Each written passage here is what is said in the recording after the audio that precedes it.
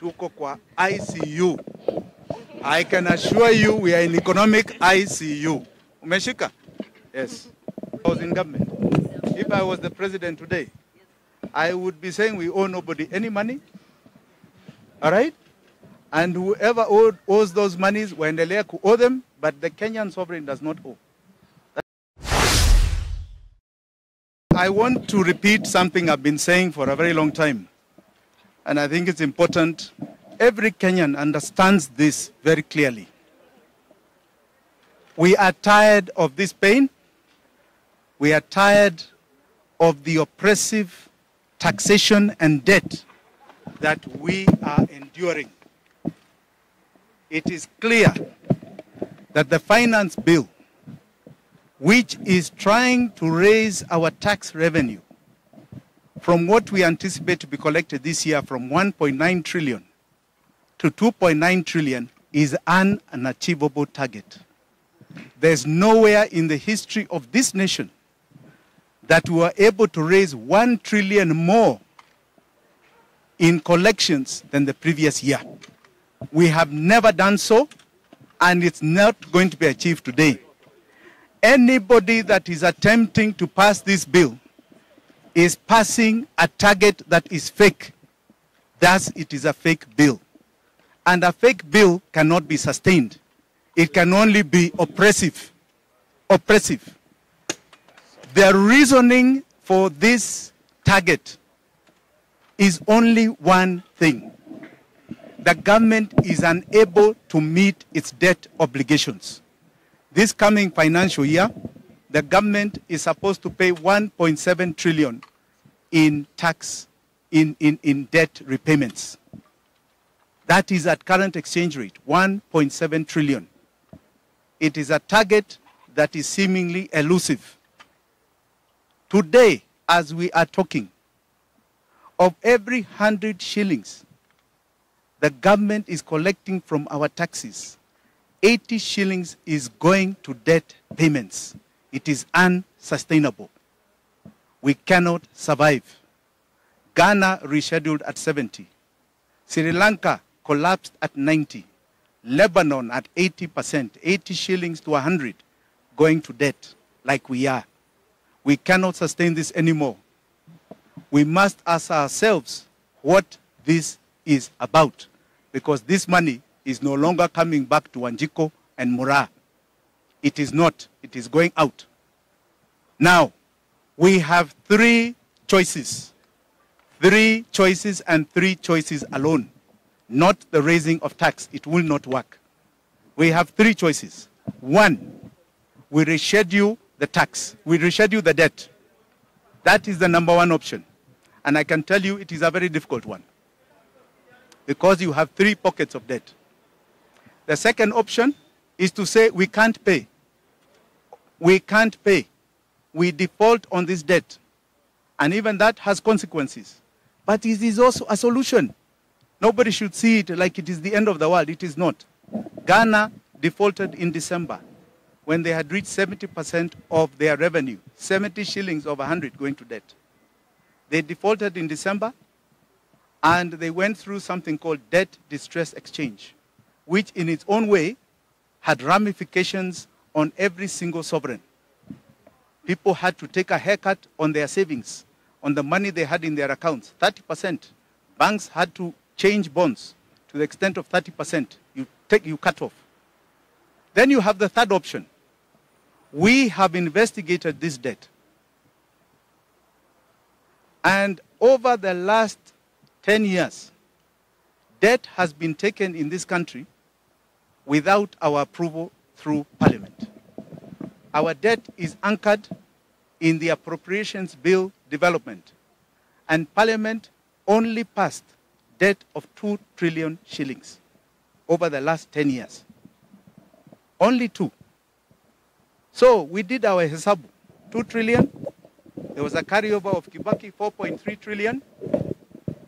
And then we looked at appropriations recurrent, which shows our debt payments. We have paid from our taxes 5.6 trillion in debt payments. So as far as the laws of Kenya are concerned, Kenyans are owed 1.3 trillion shillings. We owe nobody anything. We owe nobody anything according to our laws. And that is what we are saying is the option we should be taking so that this pain is removed from us and removed from us totally. This is where we are. Asanteni sana. Going forward, do you think Parliament has the powers to maybe cancel out those other debts that were already approved by Parliament? Absolutely. You see, Parliament only approved 2 trillion. So they should be asking themselves, what is this debt ceiling they're raising? What is these debt repayments? They should look at the recurrent appropriations and ask, what are these debts that are being paid when we are owed money? They can do it during this budget process instead of raising our taxes. Deal with the debt, we all have money back in our pockets and you will not raise taxes. What can Wanjiko do right now? Well, Wanjiko must petition the MP. That is the first thing. That is the first thing. The other Wanjiko must go and demonstrate that they are the sovereign.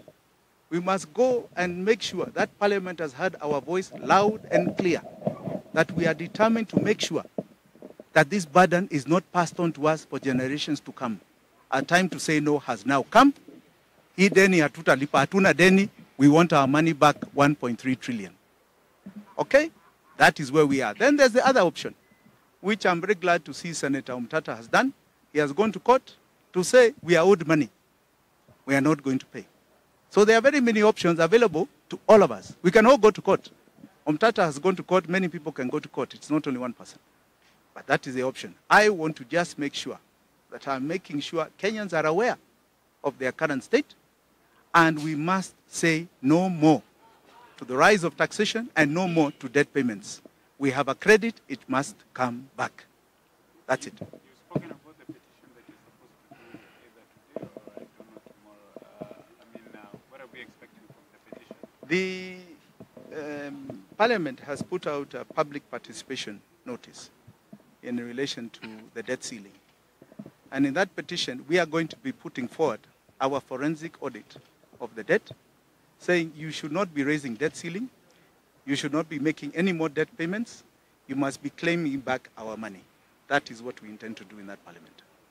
And on top of that, we also want to put a ceiling and suggest a ceiling, which must be, we must not be over 25% or a maximum of 30% of our revenue going towards any debt payment in future. In one Okay. sentence, where are we as a nation? Tuko kwa ICU. I can assure you we are in economic ICU. Umeshika? Yes.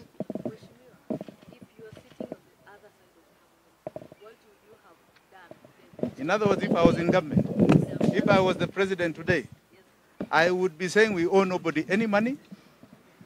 All right? And whoever owes those monies, waendelea ku owe them, but the Kenyan sovereign does not owe. That is what I would be saying. And I would be demanding the credit of 1.3 trillion back to the Kenyan people. That is how harsh I would be. And there may be people who may shake us kidogo, but eventually the sovereign will win. Yes. And perhaps, lastly, Mheshimiwa, we have 15% for content creators. Now, let me also add that what it means is very serious. It means you can actually give tax breaks. It means you can give mwananchi back money. You don't have to raise VAT. You don't have to have content creation taxes. We actually can give you cushions as a country because the government will not need to borrow, right? It has money. It will not need to borrow to meet their needs. So it can give back to mwananchi so they can produce. You see the prices of nearly every single commodity in this country coming down because everybody will go back to production. That is what I would be doing, and aggressively so. This year, imagine if we took back 1.7 trillion that is owed, that we are not paying it. The following year, it's 1.8 trillion. Can you imagine if we are not owing it? That comes back to our pockets. That is the biggest expenditure of our taxes. We can't take it anymore. Do you have trust in the Kenya Kwanza regime to turn around the situation? You see, this is why I'm talking now. Their policy, I've been quiet. Their policy document is to solve this problem by asking more taxes. I think they are very wrong. They will not achieve it, even if they pass it. So I'm sorry. If this is their plan, pole sana. It will fail. And you know, we are going to be right back where I'm saying. They will default on this debt, and the consequences to each and every one of us, because it will be a forced default, will be beyond your imagination. Okay? Asanteni sana. And Mheshimiwa, maybe lastly, because we've seen people try to demonstrate about the high cost of living and other things, but the government doesn't want to see the demonstrations. But I've told you what the problem is. Yes. They cannot pay for that expenditure. And they are running out of answers to this solution. You know, there's no regime, let me be very clear, that sits back and says, I want to cause pain on people. They have a problem. And that problem, they are dealing with it, as far as I'm concerned, the wrong way, by bringing more pain to us. They must accept their problem, and they must deal with it head on. The problem is debt and debt payments. We must say no more. That's it. Anybody else? Somebody else, yeah. On a scale of 10, can you rate Ruto's government so far? You know, it is only 8 months. I just want to talk about the current economic state. And as far as the economy is concerned, it's unfortunate they don't have the answer. Okay? Rate them 0. They don't have the answer. Unfortunately. Asanteni sana. Thank you. God bless you.